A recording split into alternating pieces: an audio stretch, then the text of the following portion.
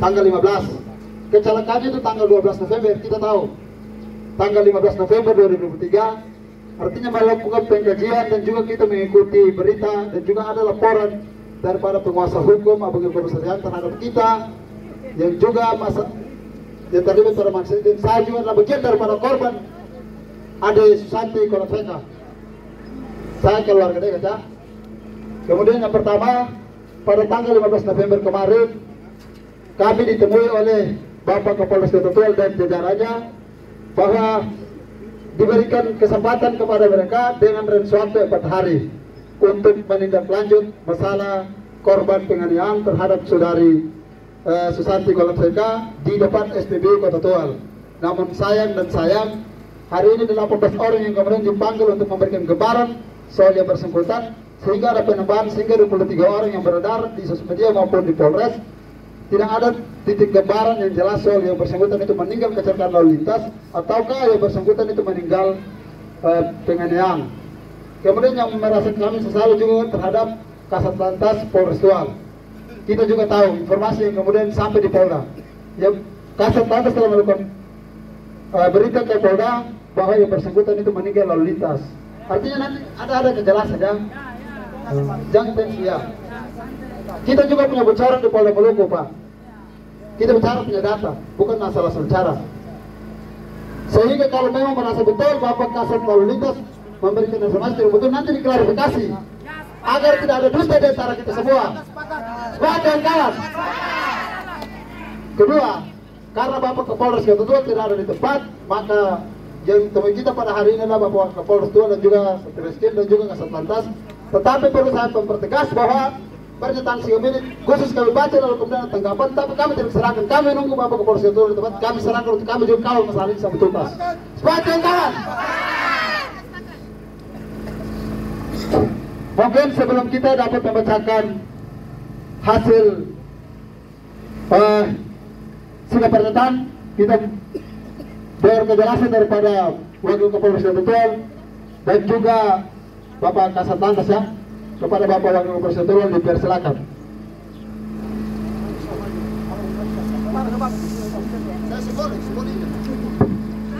Baik, Assalamualaikum warahmatullahi wabarakatuh. Salam sejahtera untuk kita semua ya. Pertama-tama saya ucapkan permintaan maaf ya untuk rekan-rekan, adik-adik ya, abang-abang di sini, bahwasanya Bapak Kapolres tadi baru perjalanan dari Ambon ya, dari Ambon terus pesawat juga tidak bisa mendarat dan kembali ke Ambon lagi ya. Selanjutnya tadi disampaikan pesan beliau, rekan-rekan, kalau memang ada asumsi-asumsi masalah hukum ataupun masalah saksi ya, ini ada Pak Kasat Reskrim nih, Ibtu Rifahat ya, SIK, bisa melalui saya, rumah saya itu terbuka 1x24 jam. Kalau ada saksi dari rekan-rekan yang mungkin melihat, mendengar, merasakan dan lain-lain, kasih tahu kita ya, untuk memberikan keterangan. Jadi disampaikan Bapak Kapolres tadi itu, kalau memang ada saksi, sampaikan dari masa yang datang, kasih tahu ke kita untuk kita bisa melakukan pemeriksaan ya. Itu yang pertama. Terus yang kedua, rekan-rekan ya, ibu-ibu yang keluarga yang dari Teor mana? Yang mama pakai kerudung ini ya? Nah, yang dari Teor ya. Nah, ini. Kejadian itu tanggal 12 ya. Rekan-rekan, mungkin ini saya mau bercerita sedikit. Tanggal 12 kejadian itu tanggal 13 malam kita turun langsung ke lapangan ya. Saya langsung turun ke lapangan mengendarai sepeda motor bersama Bapak Kapolres, bersama Piket Lantas ya, bersama Piket Reskrim ya. Saya yang turun ke TKP di depan distro. Turun di depan distro pada malam jam 12 malam. Kita cek TKP, kita cek seluruh CCTV. Kita mulai cari, amankan, sita, ambil ya, yang tidak mau kasih ya kita sita ya.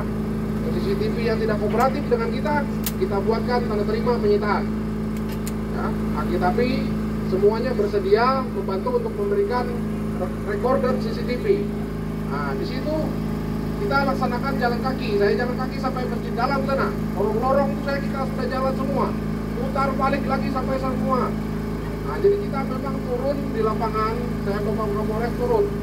Jadi perlu rekan-rekan keluarga ketahui, 4 hari 3 malam setelah kejadian itu kita intens, ya. Sampai ada beberapa yang diduga, ya, beberapa yang diindikasi itu kita amankan. Tetapi bagaimana Tuhan berkata lain, ya. Mungkin memang belum saatnya, tapi kita terus harus berupaya, ya. Dari keterangan saksi, bukti-bukti petunjuk lain tidak menerangkan bahwasanya si A, si B, si C itu pelaku. Pada saat tanggal 12 ke tanggal 15, rekan-rekan, ibu-ibu, adik-adik yang datang ke sini, saya sampaikan, sudah 8 saksi yang kita periksa, ya, bahwasanya dalam 2 minggu 4 hari ini kita tidak tidur, ya, maksudnya kita tidak tidur, kita tidak diam dan kita bekerja. Bukti nyata kita bekerja apa? Saksi yang kita periksa kurang lebih 25 dan akan diperiksa lagi 2 orang, ya. Bahwasanya itu perkara tidak kita diamkan. Kita mengerti dari rekan-rekan mahasiswa dari HMI yang datang ke sini itu sebagai momentum, itu sebagai penggerak, ya. Jadi kalau tidak digerak-gerakan nanti jalannya lambat. Kan seperti itu. Ya tahu? Nah, jadi walaupun seperti itu, kami, ya saya pribadi khususnya, jajaran reskrim, jajaran lalu lintas, kami bekerja, ya rekan-rekan, kami tidak diam. Saya tuh setiap malam masuk reskrim, perkembangan, Kadit Pusir, 2 jam laporkan. Selama 4 hari berturut-turut 2 jam progres itu dilaporkan, ya. Memang ya keadaannya seperti itu, adanya masih titik-titik yang buntu. Terus rekan-rekan mahasiswa, ya, yang perlu diketahui, ini keluarga sudah ada di sini, ya. Mana nih keluarga? Abang toh, keluarga dari Teor toh. Kita tadi bahas masalah akan dilaksanakannya otopsi, benar ya? Dari keluarga bersedia, ya, bersedia melaksanakan otopsi. Berarti nanti akan ada bukti petunjuk baru, ya, dari dokter forensik maupun dari surat, ya, sesuai dengan 183, 184 itu tuh alat bukti yang cukup. Nah, di situ nanti diterangkan. Memang benar ada yang misalnya disampaikan tadi itu adik-adik atau rekan-rekan sampaikan bahwasanya ada info ini laka lantas, ini pembunuhan, nah, ya. Nanti dokter forensiklah yang akan menentukan dengan keahliannya, ya, dengan keahliannya apa sebenarnya yang terjadi, ya, apa sebenarnya yang terjadi terhadap adik kita yang tercinta ini, ya. Saya juga tidak punya keahlian, dokter umum juga tidak punya keahlian, karena yang hanya bisa menentukan adalah dokter forensik, ya.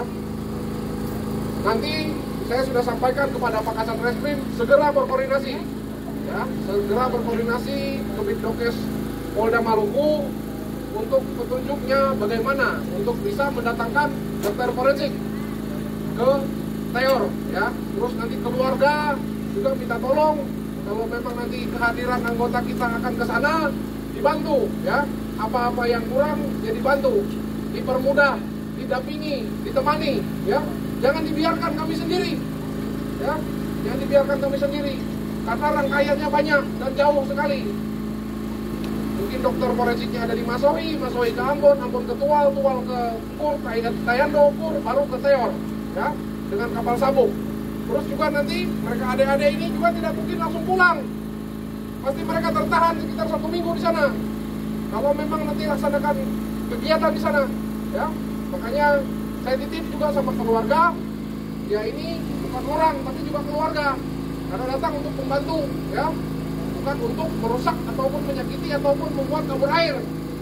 Ya.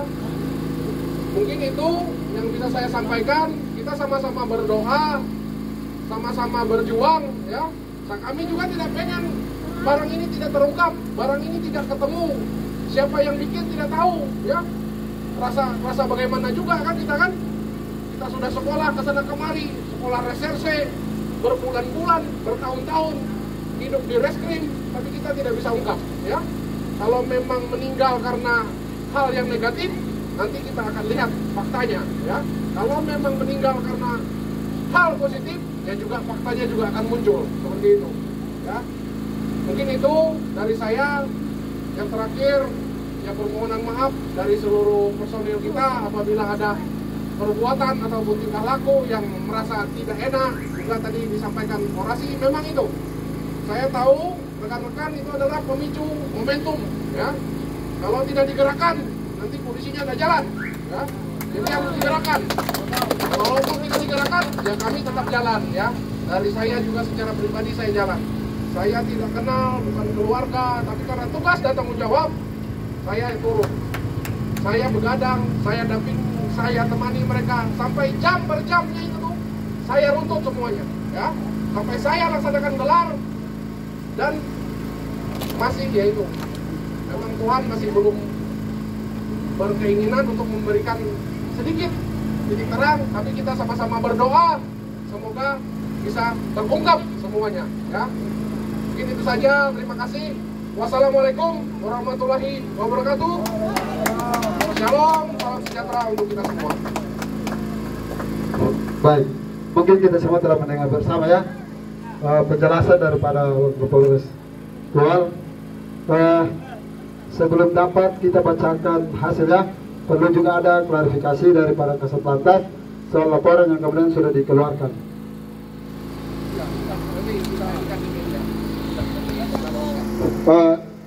Artinya secara beritanya, artinya paling tidak pada momentum ini sudah ada keluarga korban dan juga kawan-kawan yang mengawal aksi dan juga mengawal masalah ini dari tanggal 12 November tepat pada kejadian hingga 15 November hingga hari ini. Mempunyai juga ada Bapak Kasat Lantas, perlu juga diklarifikasi di luar daripada media. Beritanya dari mana? Beritanya dari mana ya? Medianya dari mana ya? Ada ya? Ada nggak? Artinya di luar daripada informasi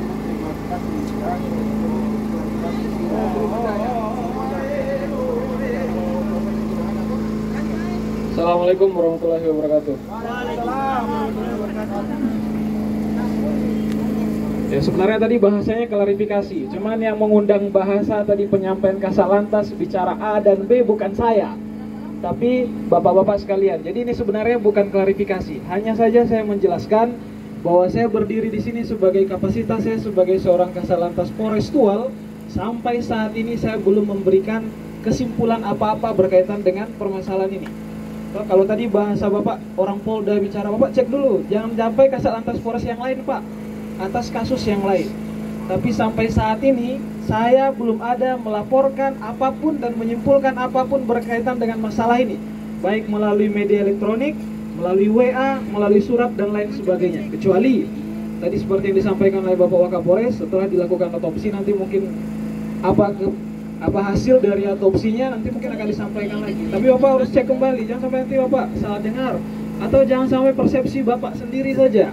Kalau saya sebagai Kasat Lantas sampai saat ini belum ada memberikan dan menyimpulkan apa-apa berkaitan dengan kasus ini. Toh, cek lagi Pak, tadi bahasa Bapak kenal orang di pusat, Kasat Lantas kenal di pusat, Bapak juga kenal, cek lagi. Bapak cek lagi kebenaran informasi yang Bapak punya, jangan asal-asal bicara di atas itu. Bicara boleh, cuma Bapak harus perhatikan kembali bahasa yang Bapak keluarkan, fakta yang Bapak sampaikan sudah betul atau belum. 3 orang tadi orator menyampaikan hal yang sama, dan menurut saya belum pernah menyimpulkan apa-apa. Jadi Bapak salah tadi menyampaikan. Hati-hati dalam berbicara, karena pembicaraan yang Bapak keluarkan, pembicaraan yang saya keluarkan akan kita pertanggungjawabkan. Baik, nanti kita sama-sama mengusut kembali informasi yang kemudian kita peroleh untuk diklarifikasi, ya. Kemudian kedua, sebelum saya dapat membacakan hasil sikap pernyataan, kemudian saya perlu tanyakan kepada Bapak Wakil Kapolres soal dokter forensik, soal untuk diotopsi. Kira-kira itu didatangkan dari mana? Biar nanti kita dihitung oleh sewaktunya untuk kira-kira kalau diotopsi yang bersangkutan meninggal kecelakaan lalu lintas, ataukah dia apabila kalau kecelakaan lalu lintas yang lain, berarti kita tetap mengawal masalah ini sampai Sehingga berujungnya pelaku harus ditangkap dan dihukum sesuai dengan undang-undang yang berlaku. Ya, baik ya, kita tambahkan sedikit. Nanti kan ada birokrasi surat administrasi ya. Nanti setelah ini saya sudah sampaikan ke Bapak Kasat Reskrim bahwasanya segera dilaksanakan gelar perkara ya. Dilaksanakan gelar perkara lagi untuk kesiapan ya, untuk kesiapan lain-lain semuanya ya. Untuk masalah permohonan dokter forensik itu kita nanti akan bersurat ke Bapak Kabid Dokes Polda Maluku melalui Bapak Kapolda ya, ke Bapak Kapolda CQ Kabid Dokes Polda Maluku ya. Nanti di situ beliau yang akan berkoordinasi dengan dokter forensik yang ada di Ambon ya. Di sini saya sudah sering melaksanakan kegiatan itu, jadi saya juga kenal sama ahli-ahli itu. Nanti mungkin kita tunggu waktu ya untuk administrasi. Tapi kita akan berjanji ya, kita akan janjikan kita akan proses secepat-cepatnya ya. Kita akan proses secepat-cepatnya, kawal secepat-cepatnya, dan seluruhnya itu akan dipersiapkan sebaik-baiknya ya. Ya kita pasti akan memberikan pelayanan terbaik kepada masyarakat ya. Tidak hanya diam saja, tidak hanya monoton saja, tapi kita banyak ide, juga adik-adik, rekan-rekan sekalian yang memberi masukan, itu nanti kita olah menjadi data, menjadi pertimbangan, dan lain sebagainya ya. Kita akan bantu dan kita akan kerjakan secepat-cepat mungkin. Mungkin itu dari kita, tapi yaitu ada birokrasinya ya, birokrasinya bersurat, tapi tetap selalu kita kawal untuk tidak ada menjadi kendala ataupun halangan ya. Demikian. Saya rasa cukup ya untuk seluruh kawan-kawan masa aksi dan juga keluarga korban yang terlibat pada aksi hari ini. Kita telah mendengar bersama. Maka dengan mengucapkan bismillah, saya membacakan pernyataan sikap, tapi pernyataan sikap itu diserahkan. Kami menanti kedatangan Bapak Kapolres Kota Tual di Tual, maka kami akan serahkan. Bismillahirrahmanirrahim. Pengurus Himpunan Mahasiswa Islam HMI Cabang Tual Malrak dan Komisariat Sejajaran PMI Komisariat Hasyim Asy'ari Tita Salamat Tual dan Badan Eksekutif Mahasiswa BEM Stiki Persada Evap Tual. Pernyataan sikap jilid 2. Kami pengurus Himpunan Mahasiswa Islam HMI Komisariat Sejajaran dan PMI Komisariat Hasyim Asy'ari Tita Salamat Tual, Badan Eksekutif Mahasiswa Stiki Persada Evap Tual dan keluarga korban mengancam keras kepada oknum-oknum yang tidak bertanggung jawab atas perbuatan sehingga merenggut nyawa saudara kami yang menjadi taruhan, walaupun hukum Lerung Ngabal telah mengatur sebagai tatanan adat di tanah ini. Yang telah kita ketahui bersama bahwa seseorang perempuan berinisial SK berumur 16 tahun ditemukan tidak bernyawa di sekitar bundaran SPBU Kota Tual pada Minggu 12 November 2003. Saudara kami SK merupakan warga Desa Rumoi, Kecamatan Teur, Kabupaten Seram, bagian timur dalam kurung SPT. Pada saat diantarkan korban ke rumah sakit Karen Samsution, dinyatakan tidak bernyawa dengan kematian yang tidak wajar. Dalam pasal 340 KUHP, barang siapa dengan sengaja dan dengan berencana terlebih dahulu merampas nyawa orang lain, diancam karena membunuh dengan berencana, pidana mati ataupun pidana penjara seumur hidup ataupun selama waktu tertentu paling lama 20 tahun. Sesuai pasal 463 ayat Undang-Undang Nomor 1 Tahun 2023 yang berbunyi setiap orang yang dengan rencana terlebih dahulu merampas nyawa orang lain dipidana karena pembunuhan berencana dengan pidana mati ataupun pidana penjara seumur hidup atau pidana penjara paling lama 20 tahun. Dan juga disebutkan dalam Undang-Undang Nomor 2 Tahun 2002 Pasal 13 tentang tugas dan tupoksi Kepolisian Negara Republik Indonesia. Poin A, memelihara keamanan dan ketertiban masyarakat. Poin B, menegakkan hukum. Dan poin C, memberikan perlindungan, pengayoman dan pelayanan kepada masyarakat.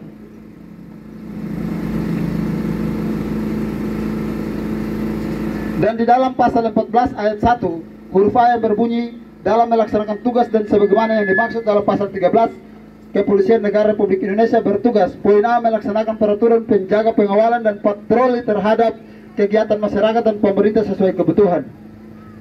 Dan di dalam pasal 35 ayat 1 yang berbunyi pelanggaran terhadap kode etik profesi Kepolisian Negara Republik Indonesia oleh pejabat Kepolisian Republik Indonesia diselesaikan oleh Komisi Kode Etik Kepolisian Negara Republik Indonesia.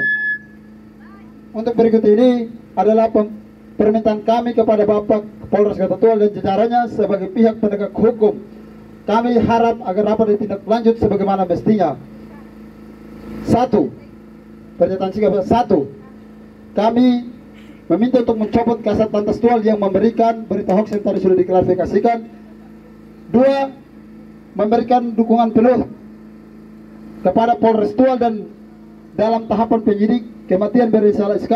3. Mengevaluasi Rensot Polres Tual dalam kinerja pihak kepolisian dalam fungsi kontrol. 4. Mendesak Mabes Polri dan juga Polda Metro Jaya agar segera mencopot Kapolres Kota Tual. Sepakat kawan-kawan? Sepakat. Mungkin itu adalah poin-poin tuntutan, mungkin bisa disangkapi oleh Wakil Kapolres Tual. Kita terima ya. Disangkapi saja. Ya, ya. Saya diterima disangkapi. Ya sudah, satu aja terakhir yang kita ini. Ya. Tadi banyak sih berita ya, berita di media sosial tadi saya lihat, copot Kapolres Tual, copot Kapolres Malra, ya. Ya kalau semuanya dicopot, terus ganti terus, nanti bagaimana, ya? Ya copot, main copot, ya. Ya. Kalau diganti terus kalau 2 bulan diganti, nanti katong bawa baju satu badan saja datang ke sini tuh berdinas. Ya toh? Ya namanya itu kan semua ada di pimpinan Polri ya, menindaklanjuti kinerja dan di situ ada nilai kerja berupa angka ya, ada statistiknya, ada pelaporannya. Masalah pengungkapan ataupun dan lain sebagainya ya kita selalu berusaha maksimal dan kita tidak pembiaran, karena nanti tadi disampaikan kalau pembiaran berarti ada kode etik dan disiplin ya. Di situ tadi saya sampaikan di pertama bahwasanya 3 hari pertama 8 saksi. Sekarang sudah 18 hari 25 saksi. Ditambah dengan perkemajuan yang kita akan melaksanakan ke depannya ya. Terus mungkin tadi saya mau luruskan, mungkin ada yang salah ini ya. Kalau masalah statement Kasat Lantas ya, pada saat awal kejadian masyarakat yang ada di TKP itu melapornya yaitu ke piket laka ya, melapornya ke piket laka lantas dan yang datang anggota Satlantas Polres Tual. Nah mungkin itu ya, di Satlantas Polres Tual ada dibikinkan LP atau laporan segera ya.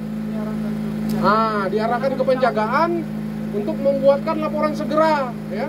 Nah mungkin di situ ada beberapa persepsi mungkin antara A dan B, yaitu mungkin karena ada kehadirannya Polri yang berbaju dinas lalu lintas, mungkin diarahkan arah ke sana ya. Tapi memang dari awal laporannya itu tuh ke piket laka ya. Jadi piket laka yang turun pertama ke TKP ya. Terus ada beberapa yang banyak yang ada di situ, semua dilaksanakan pemeriksaan awal ya. Jadi mungkin itu bisa saya luruskan.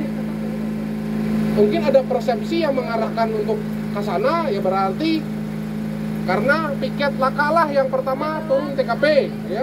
Piket lakalah yang turun TKP, piket lakalah yang datang ke rumah sakit. Dan setelah itu piket laka baru berkoordinasi besoknya dengan Satreskrim ya. Nah, jadi ini ada dua nih, ada dua induk semang lah ibaratnya, 2 kasat ini yang turun langsung ini nih, yang hadir langsung ini. Kasat Lantas, Kasat Reskrim ya. Jadi 2 ini sama-sama jalan. Jadi mereka ini 2 ini bekerja. Yang satu mencari faktanya yang satu mencari fakta yang satu. Makanya ini semuanya mereka nih, adik-adik ini nih berusaha semua mereka. Ya.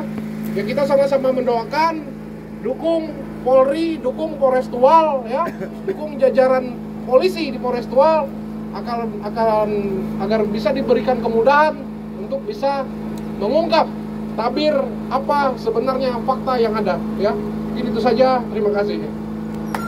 Iya baik, sebelum kita meninggalkan ini, harapan besar kami daripada aliansi daripada Himpunan Mahasiswa Islam, HMI Cabang Tual dan Komisi Sejarah dan juga PMI Hashim Asyari dan juga Badan Eksekutif meminta dukungan penuh terhadap Polres Kota Tual untuk segera menangkap pelaku dan mengungkap soal masalah ini.